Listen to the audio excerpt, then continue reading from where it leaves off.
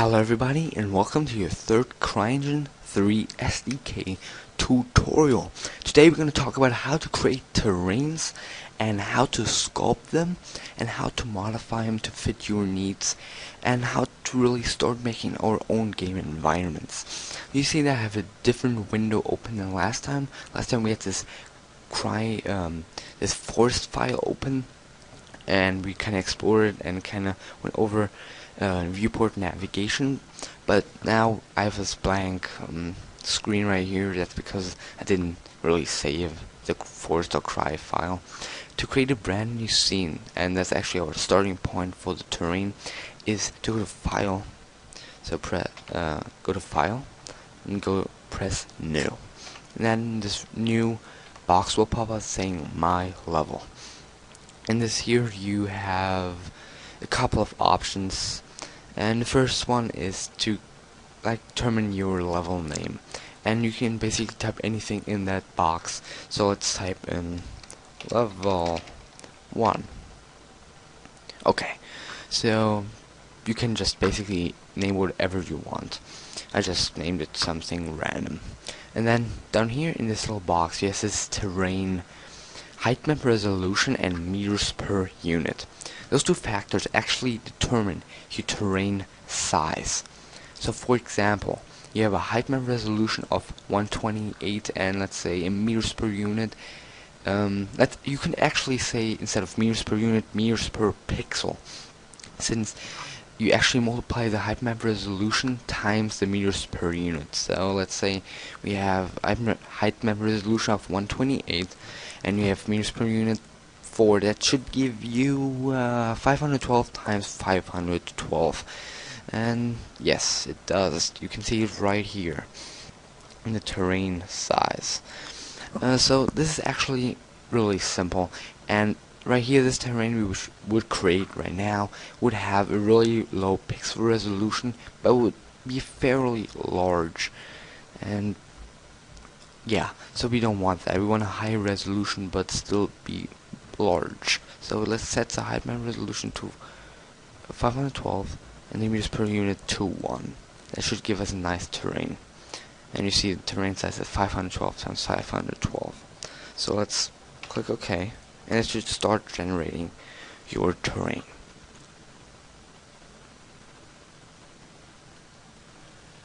Okay, so it actually opened up a brand new scene with lots and lots of water. This is actually how Cryengine starts out every single scene.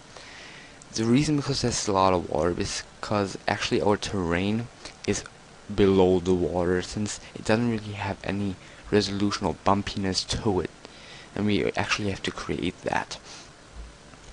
Okay, so the way to create this new height map or this bumpiness so we actually can see our terrain is to go to terrain, this terrain editor. This terrain editor you can find by pressing this terrain button that says in this little box edit terrain. So let's open that, and it should open a brand new window saying terrain editor.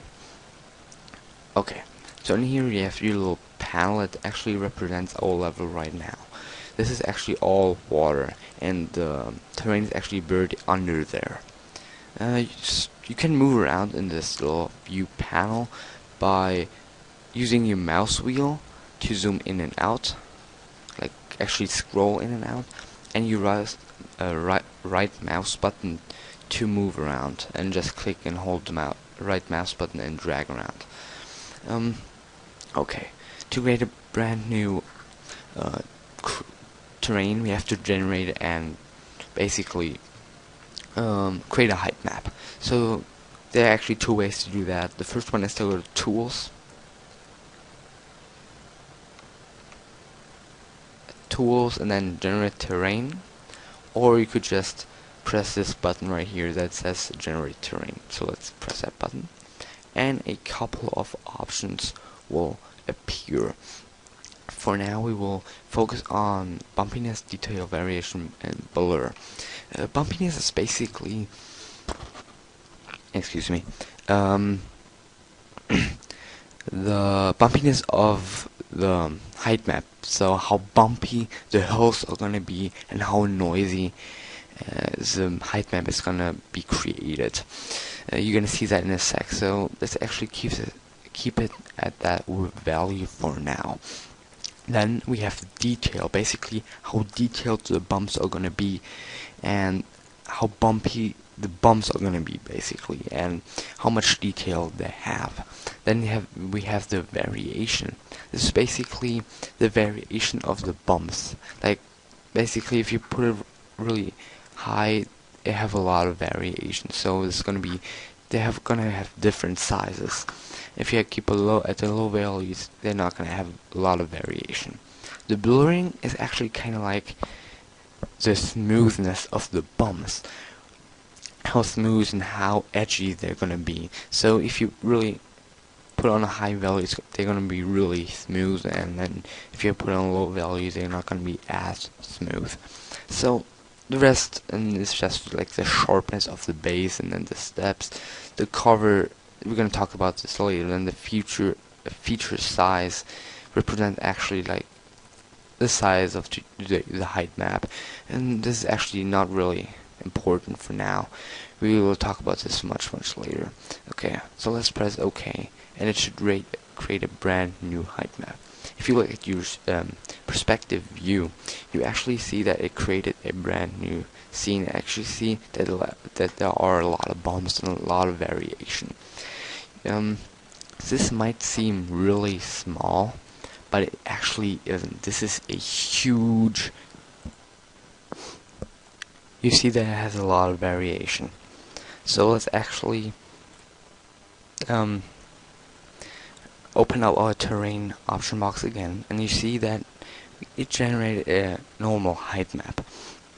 And you can see that the lighter parts of this height map are the highest bumps or the highest hills, and the darker it gets, as lower it is, and the lighter it gets, as higher it is. That's basically how you calculate it, and basically how it is. So the light spots are the high spots, and the dark spots are the low spots. So it's actually that's it for creating terrains itself, and the next tutorial will cover how to sculpt them. This is actually kind of like a 3-part tutorial.